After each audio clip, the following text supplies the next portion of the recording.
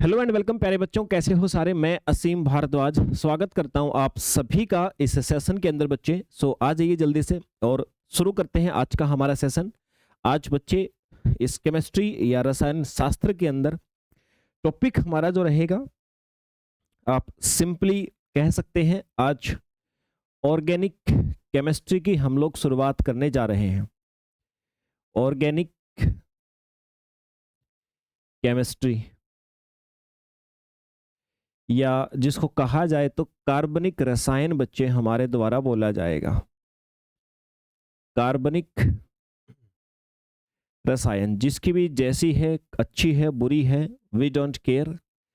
इस सेशन के बाद में वो शानदार ही आपकी हो जाने वाली है बच्चे।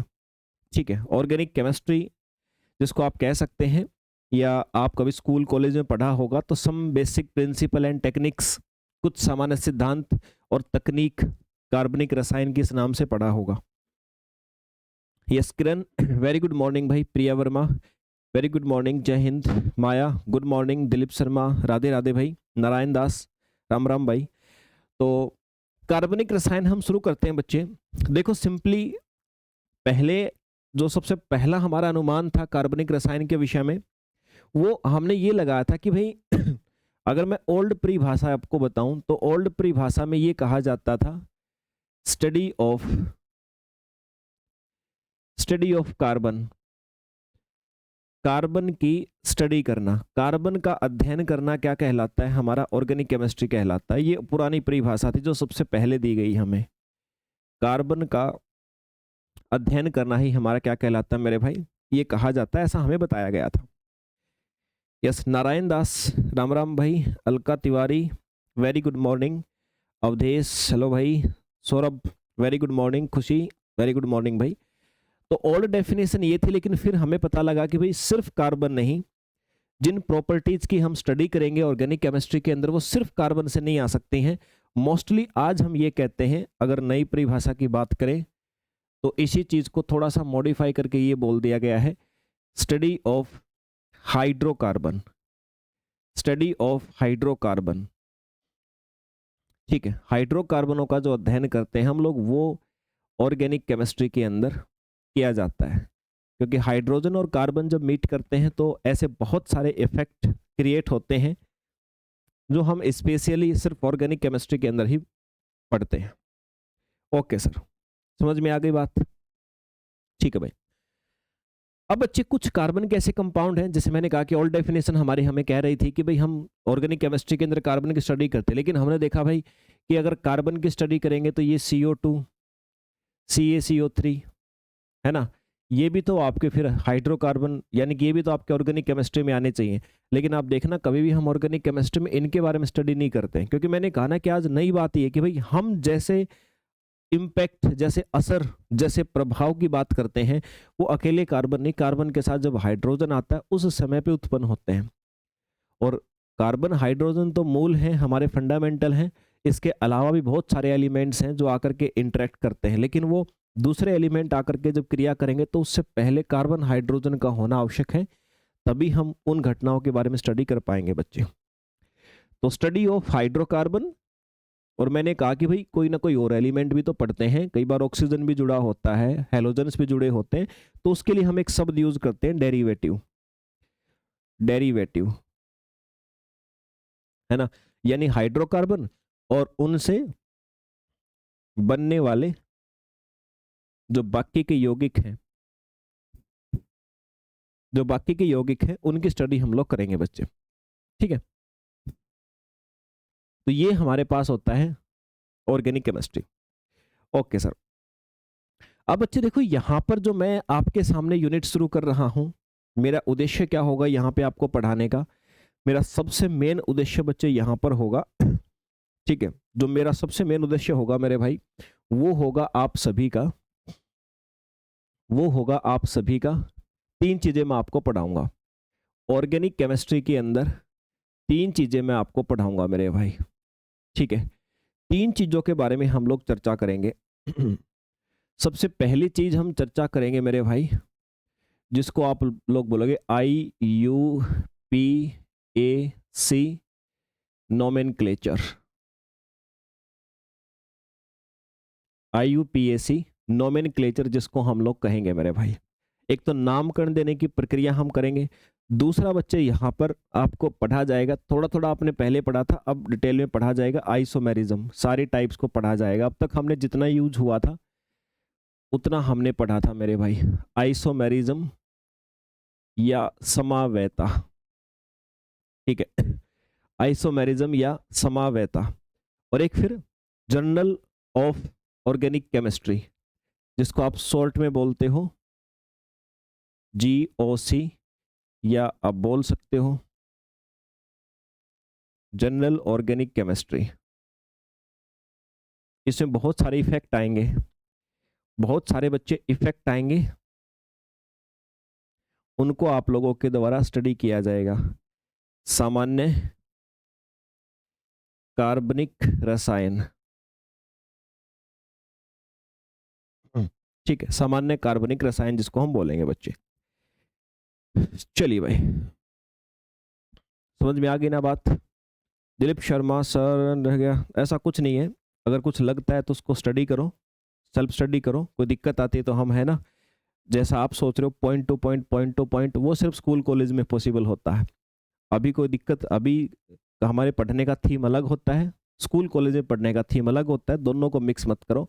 बाकी अगर फिर भी आपको ऐसा लगे आपने रीड किया कि सर यहाँ फंस रहे हैं, तो आप डिस्कस कर सकते हो, कोई इश्यू नहीं है।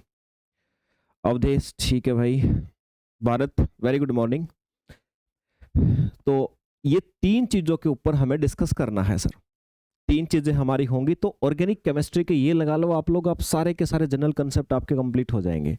और फिर इसके बाद में ऑर्गेनिक केमिस्ट्री, जब ये हमारा ऑर्गेनिक केमिस्ट्री नाम से एक, मैं कह रहा हूँ, यूनिट हमारी कंप्लीट होगी, फिर एक एक करके हम ऑर्गेनिक केमिस्ट्री में जितने भी प्रकार के हमारे केमिकल्स, हमारे कंपाउंड्स आते हैं, उन सारे कंपाउंड्स को डिस्कस किया जाएगा। हेलो एल्केन्स, हेलो अरेन्स को अलग से हम डिस्कस करेंगे, एल्कोहल, फिनोल, ईथर को अलग से करेंगे। जो आपके कुछ कंपाउंड ऐसे होते हैं जैसे कि सपोज करो भी जिनमें नाइट्रोजन होता है ना, कार्बोनिल कंपाउंड होते हैं, उनको हम स्पेशल एक यूनिट में नाम दे करके हम लोग उसको डिस्कस करेंगे। अच्छा, इसके अलावा जो एल्कोहल, फिनोल, ईथर हो गया हमारा, उसको भी अलग से हम लोग पढ़ेंगे। हाइड्रोकार्बन नाम से हम अलग से पढ़ेंगे, जहाँ पे एल्केन, एल्कीन, एल्काइंस वगैरह आप पढ़ते हो। तो मतलब कम से कम भी कहने को तो हम ऑर्गेनिक केमिस्ट्री है, यहाँ इस यूनिट के अंदर ऑर्गेनिक केमिस्ट्री आपको पूरी समझ में आए, और क्वेश्चन भी यहाँ से डेफिनेटली बनेगा, तो यहाँ पर तो उन चीज़ों को डिस्कस करेंगे। बाकी 5-6 यूनिट हमारी बनेंगी जिनको सेपरेटली हमें डिस्कस करना। फिर कुछ हमारी थोड़ी कंसेप्चुअल बनेगी, वो भी ऑर्गेनिक की ही होंगी। मतलब लगभग 10 यूनिट आप मान के चल सकते हो कि आप लोग यहाँ पे अलग से सेपरेटली पढ़ोगे बच्चे, ठीक है? Okay sir. तो चलिए बच्चे, अब इन कंसेप्टों की शुरुआत करते हैं। और शुरुआत करते ही सबसे पहले तो ये IUPAC वाली चीज आएगी हमारे पास। IUPAC नोमेनक्लेचर हम समझेंगे, कब समझेंगे वो समझाने से पहले मैं थोड़ा सा आपको बॉन्ड समझा देता हूं, जिन बॉन्ड का हमारे यहाँ पे उपयोग होने वाला है बच्चे, ठीक है? आप सब बच्चे कोवलेंट बॉन्ड पढ़ के आए हो,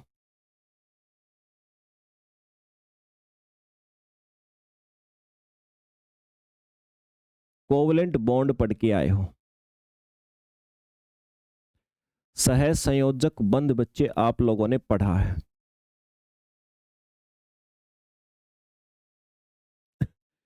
ठीक है? सह संयोजक बंध बच्चे आप लोगों ने पढ़ा है। अभी हमें देखना है इसको हमारे ऑर्गेनिक केमिस्ट्री के हिसाब से इसके टाइप क्या है, on the basis of overlapping. पहली बात, मैं जो आपको इसके टाइप बता रहा हूं, सबसे पहले आपने ये भी पढ़ी है वैसे, लेकिन यूज कैसे करना आज सीखोगे। कोवलेंट बॉन्ड की type on the basis of overlapping, ठीक है? यानी किसके आधार पे बच्चे? एक दूसरे के साथ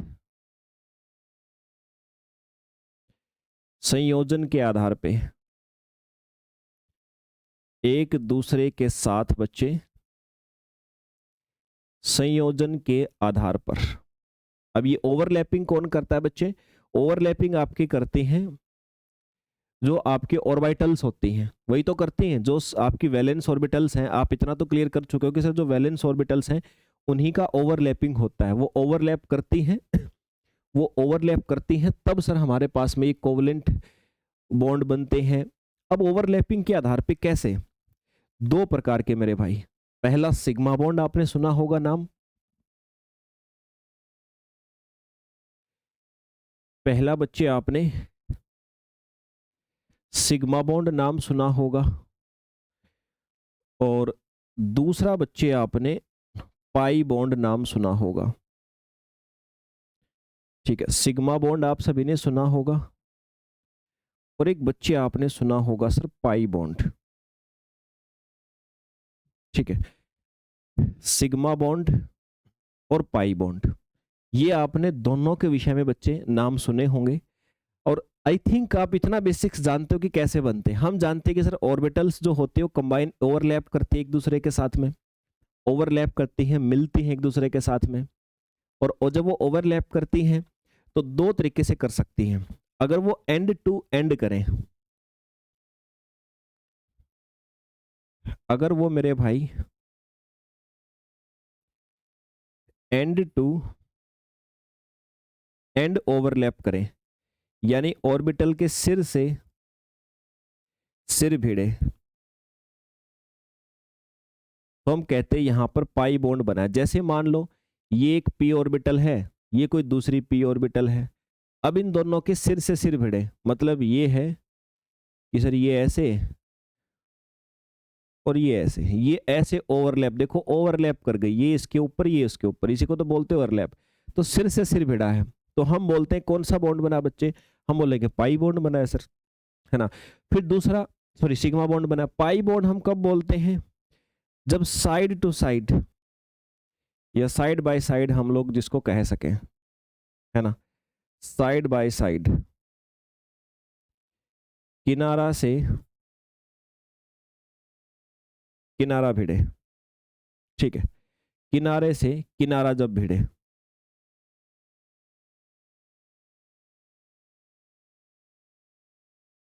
तो बोलते पाई बॉन्ड। जैसे मान लो ये थी आपकी, है ना, और ये दूसरी ऐसे ऐसे, है ना, साइड बाय साइड ओवरलैप करें। ठीक है, तो बोलते पाई बॉन्ड। कोवलेंट बॉन्ड में क्या होता है? इलेक्ट्रॉन का साझा होता है, इलेक्ट्रॉन ऑर्बिटल में होती है। इलेक्ट्रॉन का साझा तब होगा जब ऑर्बिटल्स ओवरलैप करती हैं। इतनी बेसिक चीजें हम लोग पढ़ चुके हैं बॉन्ड वाले चैप्टर में, अभी ये चीज है। अच्छा, अब बात आती है इनमें से स्ट्रॉन्ग कौन सा होता है।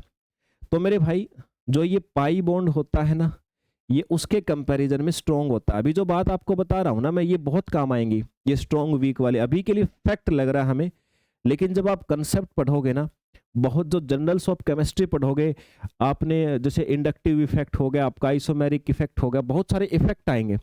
उन इफेक्ट में आपको ना इन हर बातों को ध्यान में रखना पड़ेगा, तभी आप उन इफेक्ट को प्रैक्टिकली समझ पाओगे, नहीं फिर दिक्कत का विषय हो जाता है बच्चे उनमें। Okay sir. अच्छा, कहीं पर भी कहीं पर भी मेरे भाई जब कोवलेंट बॉन्ड बनता है, तो कोवलेंट बॉन्ड देखो या तो सिंगल बनेगा या डबल बनेगा या ट्रिपल बनेगा। कोई भी बॉन्ड बने, हमेशा हमेशा जो पहला बॉन्ड बनता है वो सिग्मा, तो मतलब सिंगल बॉन्ड तो हमेशा सिग्मा होता है।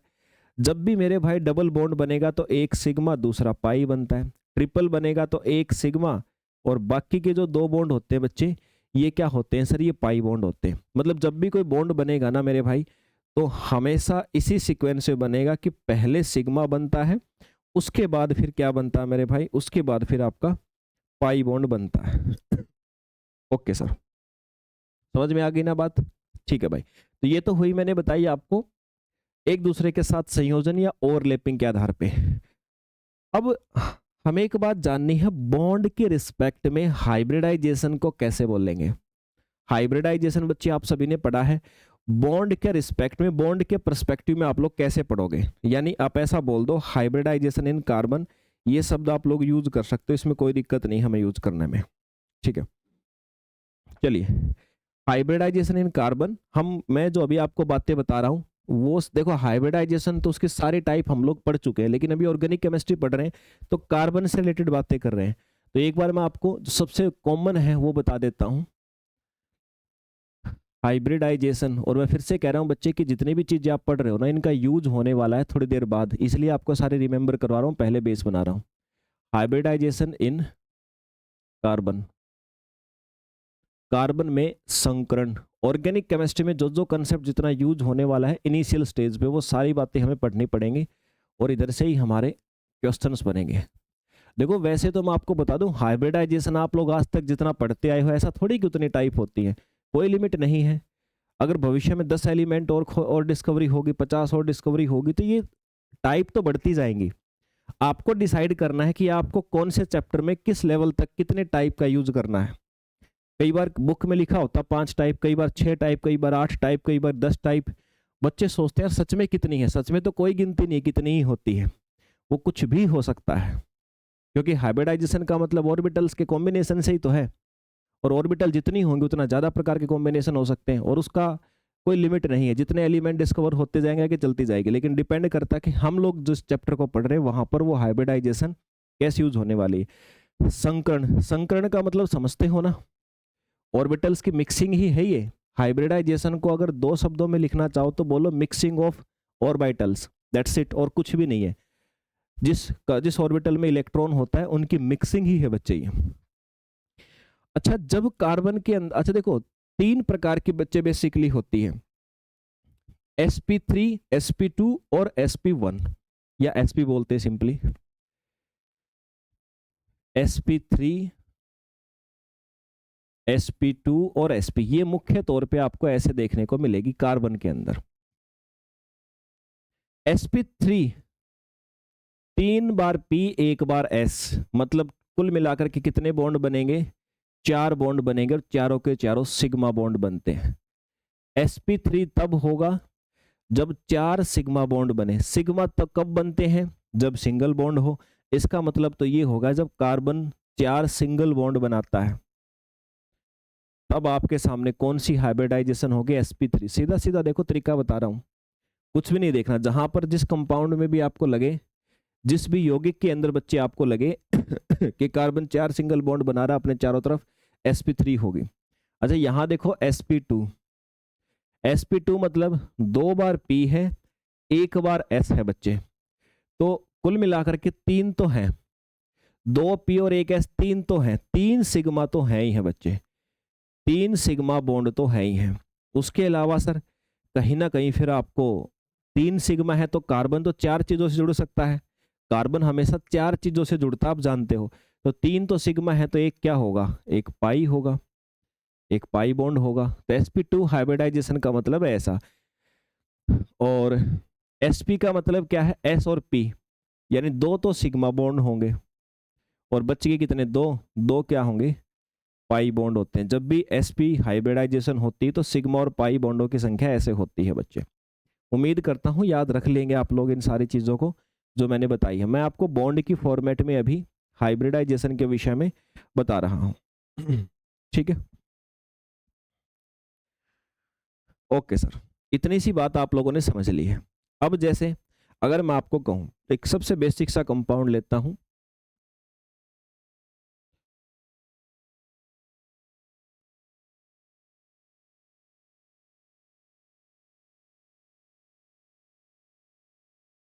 ये देखिए, ये एक आपके पास में एक बेसिक सा कंपाउंड है, और इसके अलावा एक ये ले लो, ये देखो, एक आपके पास ये लिखा हुआ है sir C double bond O मैंने लिखा है, और साथ में ये H और H, दोनों में बताओ मेरे को, ये पहला है, ये दूसरा, इनमें से बताओ कौन से वाले कंपाउंड में कौन सी हाइब्रिडाइजेशन है, और कितने बॉन्ड हैं आपके, कितने कौन से बॉन्ड हैं।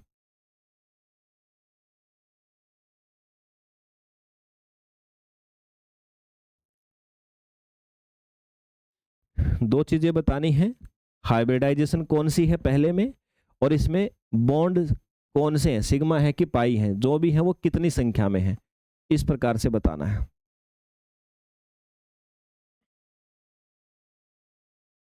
देखो जरा आराम से देख लो बच्चे, कोई दिक्कत नहीं है भाई, लेकिन यहाँ आज आप लोग पढ़ रहे हो ऑर्गेनिक केमिस्ट्री, तो ये फिर आपको सीख के जाना है। इसमें फिर आपको दिक्कत किसी भी प्रकार की नहीं होनी चाहिए। दोबारा से आपको एग्जैक्टली कंसेप्ट तो पढ़ने की आवश्यकता नहीं होनी चाहिए। आंसर आने चाहिए मेरे पास, जितने बच्चे क्लास में जुड़े हुए हैं सभी के आंसर्स फास्ट फास्ट फास्ट मेरे पास में आने चाहिए।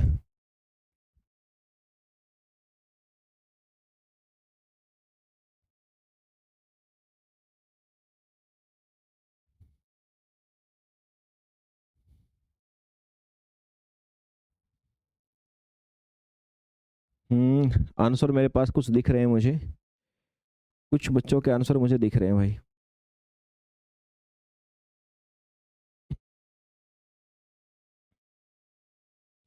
ठीक है, फर्स्ट वाले में सिग्मा बॉन्ड और माया कह रही कितने, किरण कह रही 4 sigma bond, Dilip Sharma first में sp3 4 सिग्मा बॉन्ड।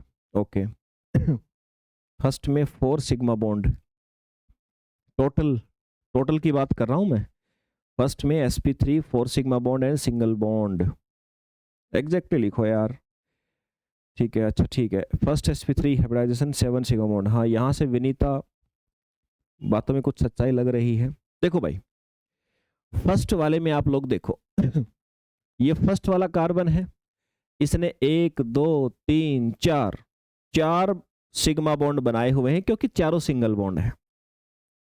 ओके, इसने देखो 1 2 3 4 4 दूसरे वाले कार्बन ने बनाए हुए हैं सिग्मा बॉन्ड क्योंकि सिंगल बॉन्ड है। 4 और 4 हो गए 7। अब कहोगे सर 4 और 4 7 का क्या मतलब, क्योंकि एक तो दोनों में काउंट किया ना हमने, तो टोटल काउंट करोगे तो इसको एक ही बार मानना है, कभी इसका और इसका तो एक ही हो गया, क्योंकि इसको हमने जब इस कार्बन में भी काउंट किया इसमें भी, तो इसलिए हम 7, तो 7 सिग्मा बॉन्ड होंगे। डबल बॉन्ड तो कहीं है ही नहीं, तो कोई मतलब नहीं है। और मेरे भाई जब सारे ही सिग्मा बॉन्ड हैं तो हाइब्रिडाइजेशन कौन सी होगी, sp3 होगी सर, sp3 होगी ना, बिल्कुल। तो ये पहले वाले की बात मैंने बता दी। इस पे आ जाओ, कार्बन जो है, कार्बन के साथ देखो 1 सिग्मा 2 सिग्मा 3 सिग्मा, ये पाई, जहां भी डबल होता है तो पहला सिग्मा दूसरा पाई, तो 1 2 3 तो सिग्मा बॉन्ड हो गए और एक हो गया पाई बॉन्ड। और जब भी मेरे भाई आपको बताया तो था मैंने, 3 सिग्मा जब बनते हैं तो 1 s 2 p, तो हाइब्रिडाइजेशन कौन सी होती है, sp2 होती है ना। हाँ बिल्कुल, समझ में आ गई ना बात। फिर इस प्रकार से हम लोग क्या करते हैं बच्चे, इस प्रकार से हम लोग जवाब देते हैं। आप लोग भी अपने भविष्य में इन सारी बातों का याद रखिएगा। तो क्लियर हो गई ना, मुझे लगता है कि बॉन्ड वाली बात आपको क्लियर हो गई मेरे भाई, बॉन्ड वाली बात में भी आपको कोई भी दिक्कत नहीं होने वाली है। ओके सर,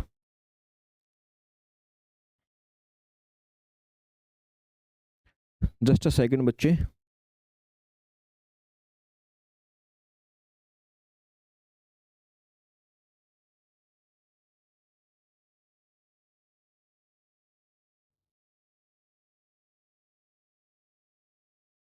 चलिए, अब ये तो हमने बात देखी बॉन्ड के आधार पे, कार्बन के अंदर हाइब्रिडाइजेशन के आधार पे।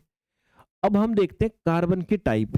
ये वो वाले टाइप नहीं है जो हम एलोट्रोप वगैरह पढ़ते थे, सारी बातें ऑर्गेनिक केमिस्ट्री में होंगी, और जितनी चीजें लिख रहा हूं सबका बार बार यूज होगा शब्दों का। तो types, types of carbon.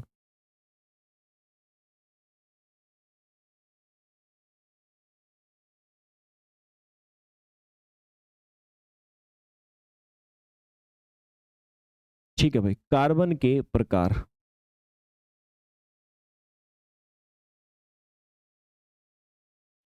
Types of carbon या कार्बन के प्रकार बच्चे। देखकर प्राइमरी, सेकेंडरी, टर्शियरी, क्वार्टनरी, ऐसे कुछ नाम सुने होंगे आपने, और इनको शॉर्ट में कैसे लिखते हैं, ये प्राइमरी ऐसे लिख देते हैं, ये सेकेंडरी बच्चे ऐसे हम लिख देते हैं, ये टर्सरी बच्चे हम लिख लेते हैं, और ये हम ऐसे क्वार्टनरी लिख देते हैं। ठीक है, ये कार्बन जो होते हैं अपने पास में, उनको हम लोग इस प्रकार से बच्चे लिखते हैं, प्राइमरी, सेकेंडरी, इस प्रकार की चीजें। समझ गए बात को? Savita Namdev sir, MP set chemistry का कोर्स नहीं शो हो रहा है ऐप में, अभी नहीं हुआ है, अभी लाइफ साइंस का स्टार्ट हुआ है और एमपी सेट केमिस्ट्री वाले पे अभी प्लानिंग चल रही है, तो जल्दी सूचना मिलेगी आपको।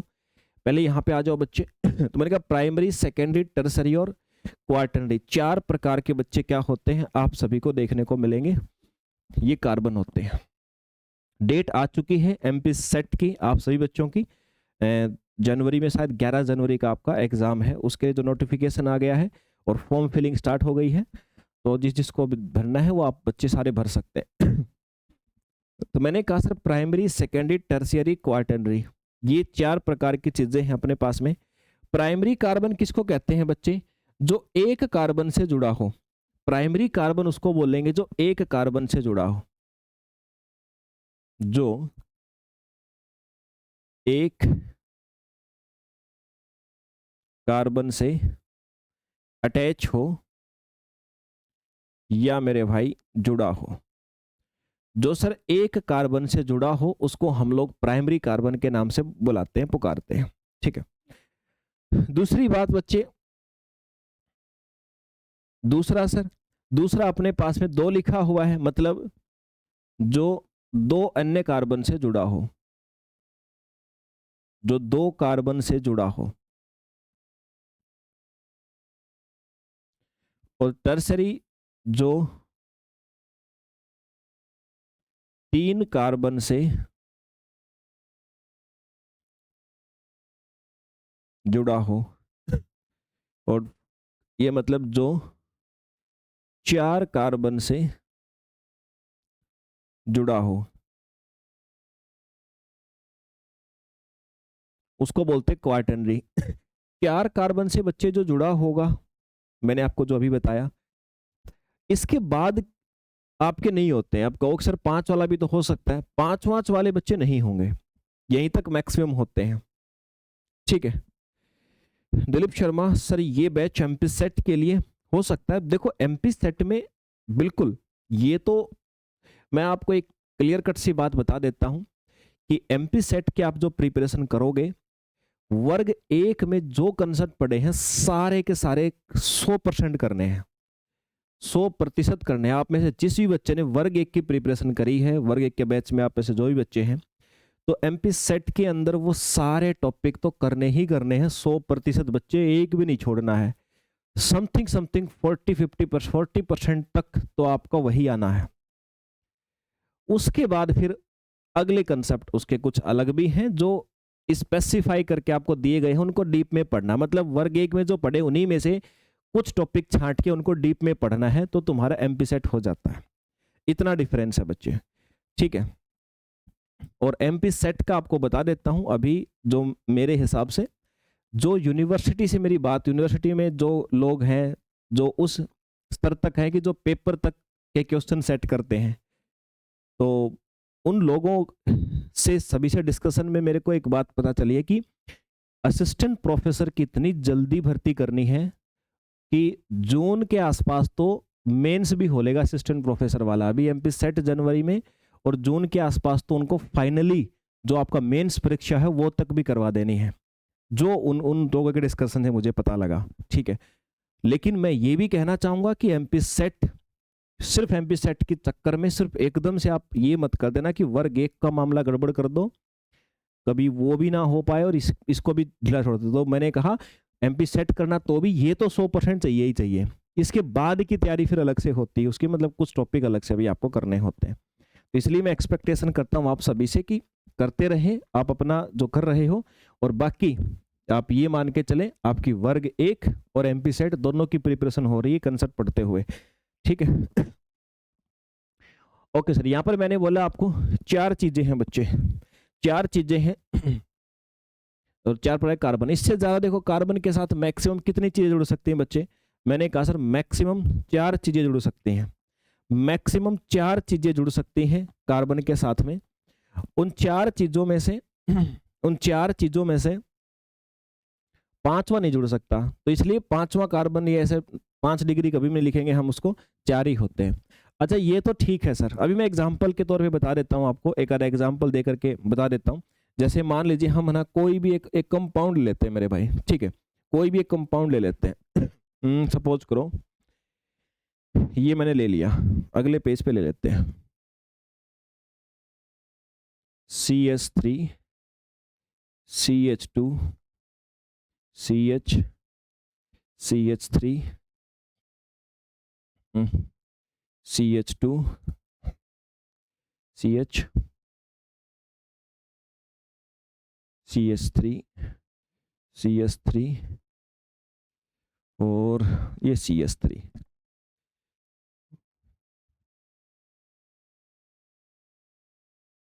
ये लीजिए, ये आपके सामने कार एक लिखा हुआ मेरे भाई, ध्यान दीजिएगा, है ना।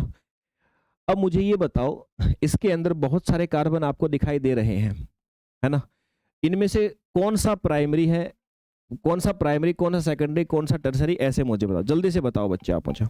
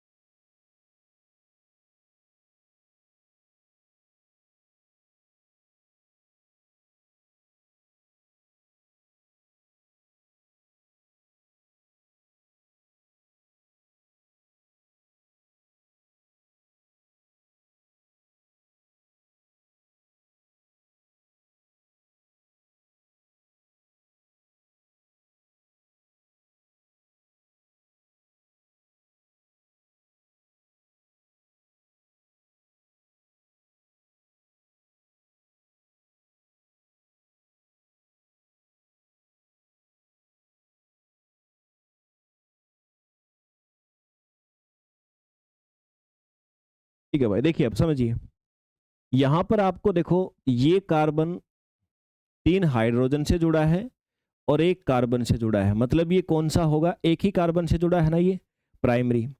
ये कार्बन देखो 2 हाइड्रोजन से जुड़ा है और 2 कार्बन से जुड़ा है, इधर भी कार्बन जुड़ा, इधर भी कार्बन, ये कौन सा होगा, सेकेंडरी। ये देखो एक कार्बन इधर, एक कार्बन इधर, एक नीचे, ये कौन सा होगा, टर्सरी। ये कार्बन देखो ये आपका 1 2 3 या 4 कार्बन से, तो ये आपका क्वार्टनरी। ये देखो ये सिर्फ एक ही कार्बन से जुड़ा हुआ है आपका, तो ये कौन सा होगा, प्राइमरी। इस प्रकार से बच्चे आपको बताना है सर, कार्बनों को पहचानना है। ये कार्बन कौन सा होगा, ये भी प्राइमरी होगा क्योंकि ये एक ही से जुड़ा है। ये कार्बन भी एक ही से जुड़ा है, प्राइमरी होगा सर। ये कार्बन भी एक ही से जुड़ा है, प्राइमरी होगा सर। तो बच्चे ऐसे आपको बताना है, ठीक है ना।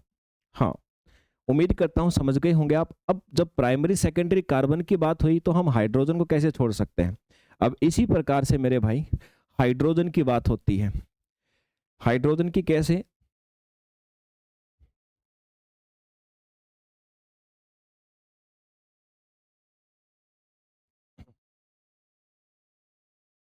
कार्बन के साथ में हाइड्रोजन जुड़ी होती है, तो हाइड्रोजन को भी फिर हम लोग नाम दे देते हैं। कैसे सर? हाइड्रोजन को भी हम ऐसे ही बोलते हैं, प्राइमरी, सेकेंडरी, टर्सरी, है ना, क्वाटरनरी। अब यहाँ पे एक ट्विस्ट भी आएगा आपका, थोड़ी देर में बताऊंगा आपको मैं, ठीक है। क्वाटरनरी बताऊंगा आपको। पहली बात तो सर ये क्वाटरनरी एग्जिस्ट नहीं करती है। क्वाटरनरी जो हाइड्रोजन है वो एग्जिस्ट नहीं करती, सिर्फ कार्बन एग्जिस्ट करता है। रीजन क्या? देखो, प्राइमरी हाइड्रोजन कौन सी होती है? जो प्राइमरी कार्बन से जुड़े, प्राइमरी कार्बन के साथ में जो जुड़ी हुई हाइड्रोजन होती है उसको प्राइमरी हाइड्रोजन कहते हैं। और जो सेकेंडरी कार्बन से जुड़ी हुई हाइड्रोजन होती है उसको सेकेंडरी हाइड्रोजन कहते हैं। जो टर्सरी कार्बन से जुड़ी होती है हाइड्रोजन उसको टर्सरी कहते हैं। और भाई जब क्वाटरनरी कार्बन है, मतलब जिसके चारों तरफ 4 कार्बन है, तो हाइड्रोजन की जगह ही नहीं बचती। भाई जो कार्बन क्वाटरनरी है मतलब उसके 4 ही तो चीज जुड़नी होती है, और चारों कार्बन जुड़े हुए हैं, तो हाइड्रोजन की तो जगह ही नहीं है। तो इसलिए क्वाटरनरी हाइड्रोजन एग्जिस्ट नहीं करेगी। बस इतनी सी बात आप लोग याद रखिएगा, ठीक है ना? Okay sir. इतना होने के बाद में प्यारे बच्चों, अब आते हैं हम अपनी पहली चीज के ऊपर जो हमें यहां पे शुरू करनी है, IUPAC नोमेनक्लेचर।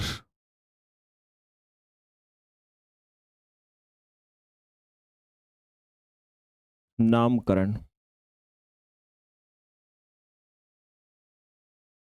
देखो कुछ जनरल रूल होते हैं, वो जनरल रूल जब समझ में आ जाते हैं तो फिर बस आपकी मेहनत बचती है और कुछ नहीं। सिर्फ रूल से नोमेनक्लेचर, सिर्फ रूल से नहीं कर पाओगे, रूल प्लस प्रैक्टिस से करोगे। रूल के साथ में फिर अपने से बैठोगे प्रैक्टिस करने। और एक चीज मैं आप सभी को बता देता हूं मेरे भाई, कि आप लोग कभी भी किसी भी कंपटीशन एग्जाम का बैच कहीं भी लेते हो तो उस बैच के साथ में आपकी प्रिपरेशन इंटरनेट से चलनी चाहिए। मतलब ये आलस्य नहीं होना चाहिए कि आपने क्लास में पढ़ा, टीचर ने कुछ बताया था, भूल गए तो अरे ठीक है बाद में देख लेंगे, ये नहीं। आप जब भी पढ़ने बैठो तो इंटरनेट की अवेलेबिलिटी आपके पास होनी चाहिए, तुरंत आपके पास में आपको सर्च करके उसका अपने शब्दों में परिभाषा लिख लेनी होती है, नहीं तो भविष्य में बहुत दिक्कत आएगी। जहां फंसो वहीं पे इंटरनेट मेरे भाई। अब कहोगे सर पहले इंटरनेट ने जब बच्चे कैसे पढ़ते थे, सोच के देखो ना, आज से 10 साल पहले ही सोच के देखो कंपटीशन क्या था। कंपटीशन ऐसा होता था जिस एग्जाम की कट ऑफ आज 160 पे लगती है 200 में से, उसकी 90 पे लगती थी। जिसके आज गवर्नमेंट जॉब्स में, जिन सरकारी नौकरी की बात कर रहा हूं, बड़े बड़े ये इंस्पेक्टर, सब इंस्पेक्टर, जिनकी 90 नंबर पे लगती थी मेरे भाई, 2016 तक 90 नंबर पे लगी है। और आज देखो 170 नंबर, 160 नंबर, ये कट ऑफ जा रही है उसकी। तो हर चीज में अंतर है। आज आप उस रास्ते पे चलोगे तो आज दिक्कत आ जाएगी। तो इंटरनेट की अवेलेबिलिटी होनी चाहिए मेरे भाई, है ना? और आलस्य नहीं करना। दूसरी बात है कि देखो स्कूल कॉलेज में आपको एक मौका दिया गया था लाइन टू लाइन पढ़ाने का भी और पढ़ने का भी। वो मौका कभी भी किसी कंपटीशन कोचिंग में जाओगे कभी नहीं आ सकता, क्योंकि उसके लिए आपके खुद के पास ही समय नहीं होता। आप हर बार अपने एग्जाम की तैयारी करने के लिए पेपर से 3 महीने पहले भागते हो, जबकि वो 3 महीने में आपको वो पढ़ना है जो आप शायद 3 या 5 साल में पीछे पढ़ के आए थे स्कूल टाइम में। तो इसलिए एक और कर्तव्य बनता है कि रीडिंग आपके साथ साथ में चलनी चाहिए। अगर सिलेक्शन श्योर करना है तो, सिलेक्शन में उतार चढ़ाव देखने हैं तो मत करो रीडिंग। श्योर करना है पहली बार में तो रीडिंग आपकी चलनी चाहिए। रीडिंग के बहुत फायदे होते हैं। रीडिंग एक प्रकार से आपकी हर पढ़ी हुई चीज को पक्का कर देती है मेरे भाई। तो आलस्य नहीं हो, मैं अब भी बता रहा हूं, पहले भी, और आप बुद्धिमान है जानते हैं बच्चे, तो इस चीज को फॉलो रखिएगा। अब IUPAC नोमेनक्लेचर में क्यों कह रहा हूं, क्योंकि मैं सारी बातें आपको, बहुत सारे एग्जाम्पल, कम से कम 20-30-50 एग्जाम्पल मैं आपको करवाऊंगा, लेकिन उसके अलावा भी एग्जाम्पल खुद से भी करने हैं भाई।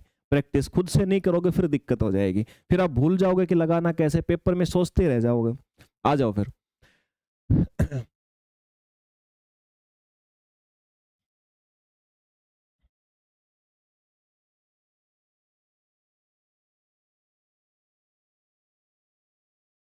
IUPAC नोमेनक्लेचर पे आ जाओ बच्चे।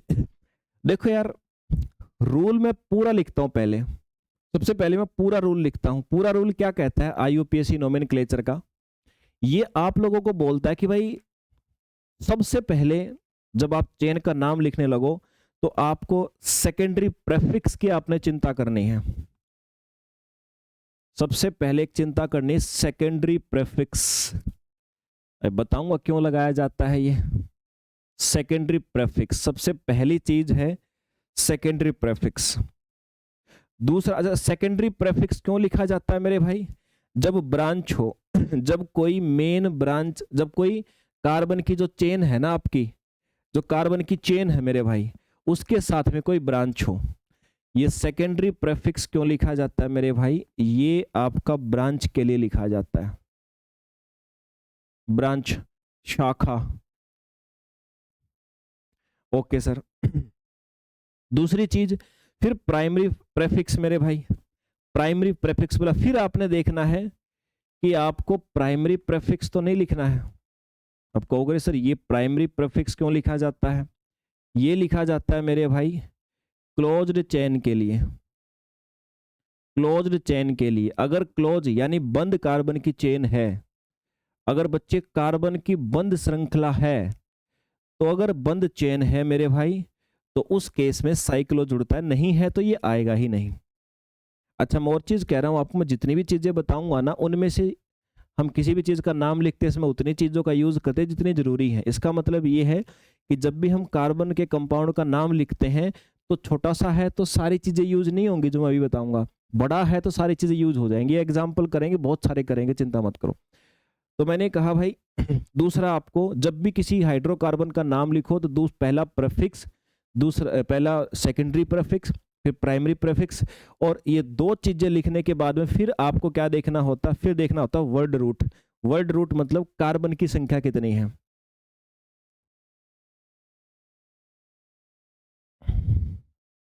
वर्ड रूट,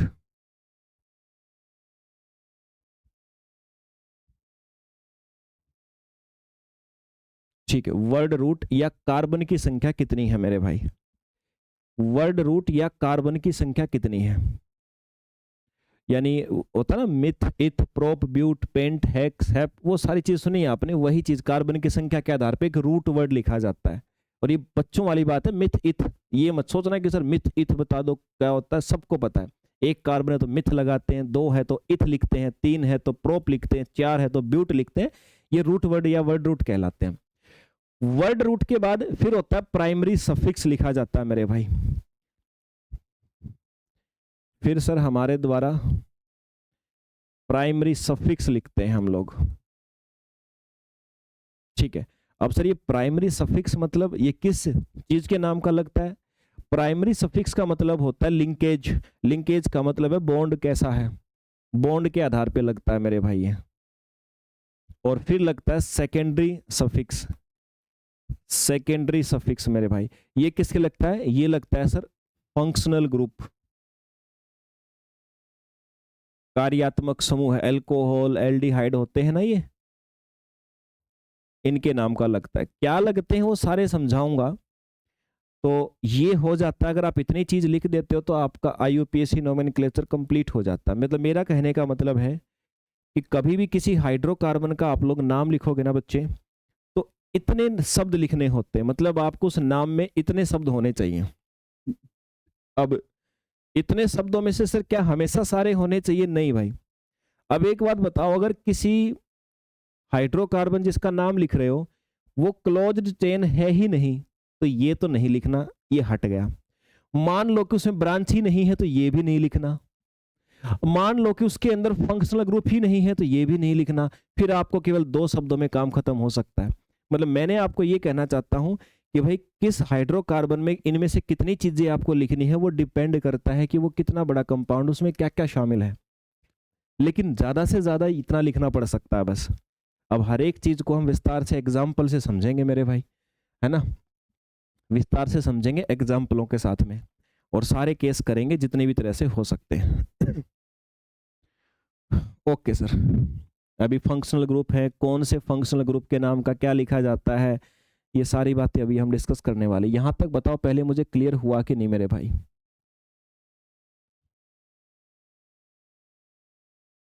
उम्मीद करता हूँ क्लियर हो गया होगा। तो चलिए इस क्लास को रखते हैं यहाँ पे, फिर अगली क्लास में, आज अपनी सेकंड क्लास होगी, उस सेकंड क्लास के अंदर एग्जाम्पल की हम बाढ़ ला देते हैं, बाढ़, फटाफट फटाफट फटाफट बहुत सारे एग्जाम्पल डिस्कस करते हैं। ठीक है, मिलते हैं थोड़ी देर से। जय हिंद भाई।